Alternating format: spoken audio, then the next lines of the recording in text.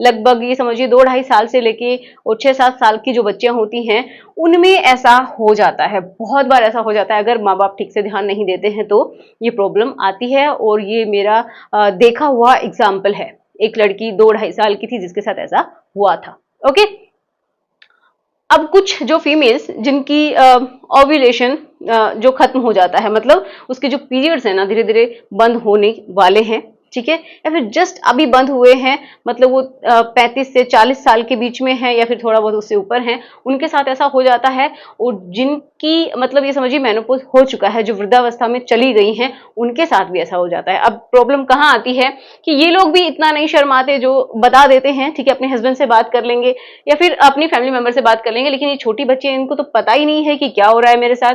और जो बूढ़ी महिलाएं होती हैं, बहुत बार उनके ऊपर भी ध्यान नहीं दिया जाता है।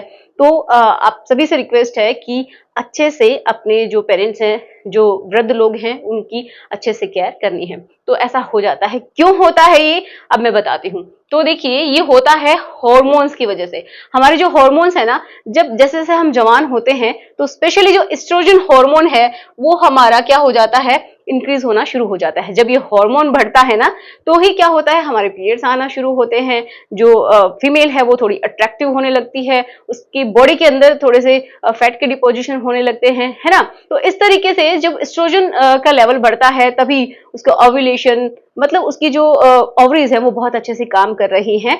और क्या कर रहा है, क्योंकि जब ओवरीज काम करती हैं तभी एस्ट्रोजन बॉडी से निकलता है, ठीक है। तो छोटी बच्चियों में ओवरीज होती हैं, ठीक है, लेकिन वो उस समय उतना जो एस्ट्रोजन जो हार्मोन है वो उतना नहीं बना पाती, या फिर किसी किसी में कमी रह जाती है, तो भी ये प्रॉब्लम आती है। इसी तरीके से जो फीमेल्स जो कि वृद्धावस्था में चली गई, ओल्ड एज में है, तो उनकी भी ओवरीज धीरे धीरे डीएक्टिवेटेड हो जाती है, हार्मोन्स का बनना कम हो जाता है, स्पेशली एस्ट्रोजन हार्मोन का बनना कम हो जाता है, क्योंकि ये मेनोपॉज ऑलरेडी क्रॉस कर चुकी हैं, ठीक है। और जिनको मेनोपॉज अभी हुआ है उनके साथ भी ऐसा हो जाता है, क्योंकि